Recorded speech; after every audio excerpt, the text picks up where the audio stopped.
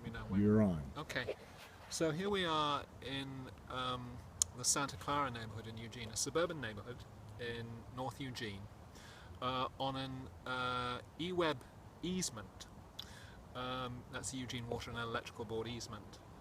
And it stretches from the road out there all the way in, past me, to the well, it actually goes to the telephone pole way in the back. But what's important to note is that if you look at those blackberries right there, is that this whole easement basically looked like that until 2 years ago, when Jim, the gentleman holding the phone, decided to get in here and cut it all down in the hope of creating something in the way of a community garden of sorts. We still don't have water here, for city water, but it's still a rather, presents us with a very remarkable opportunity to do some interesting research into dry farming. We're very influenced, of course, by the work of Amy Garrett at OSU, who's helping us out with this particular project here. So basically what happened is that after Jim had got the blackberries cut down, he mulched heavily with cardboard and grass clippings and leaves. Left it for a year.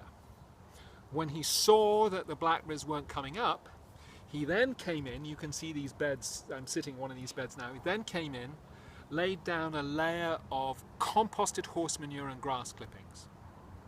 He then put down on top of that a layer of non-composted cedar sawdust and horse manure from the Jasper Mountain Center. So essentially what we have as a sandwich here was originally soil in which blackberries were growing and suppressed with the cardboard and the grass clippings. Then the compost came in top, and then on top of that we have this layer of what essentially looks very much like sawdust that has horse manure in it.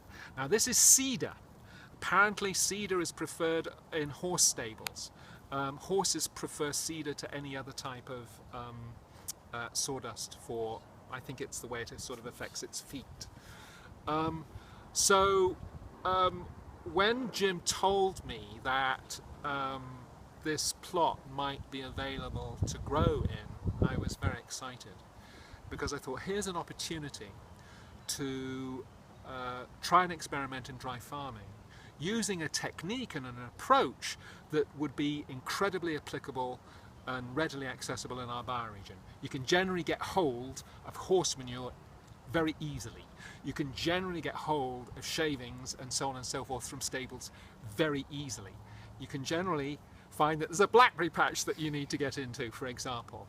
So potentially it's something that we could copy. Now where things get interesting here is that if you have a look over here, you can see this very thick black plastic tarp that Jim put down. And essentially what he did, if you come back to me, Jim, is that he put this tarp on this plot here last spring. So this plot didn't see any winter rain at all over the course of the last little while. It's seen no moisture come into it for over a year, and we're now beginning to plant into it. So let's see what happens when we actually part this and see what's underneath. And I've already planted the row over there and the row up to this point, and these are potatoes that Amy Garrett at OSU has provided us with. And what I'm essentially doing is parting the sawdust until I get down to a layer of essentially the composted material. And if you can see, I can just stick my hand into that. Isn't that beautiful? And when I pull it out, you can see that's gorgeously moist, okay? Yeah, smells pretty good too.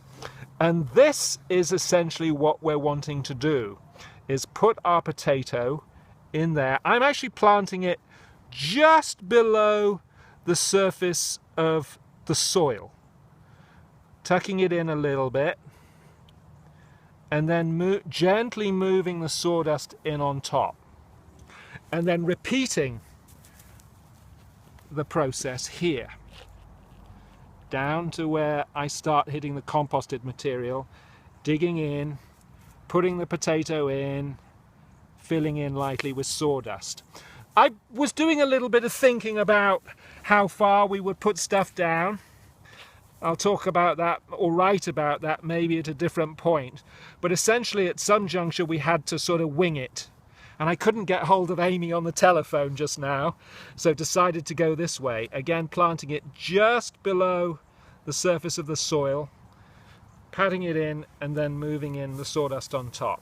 We're on basically foot spacing in rows 2 feet apart. Again, we've got, I don't know, I think we might have 4 or 5 varieties of potatoes from Amy that we're going to be planting today. It's now May, what's the date? The 10th or 9th? 13th. The 13th or so. Friday. And we'll basically keep this project sort of updated on video as we go along.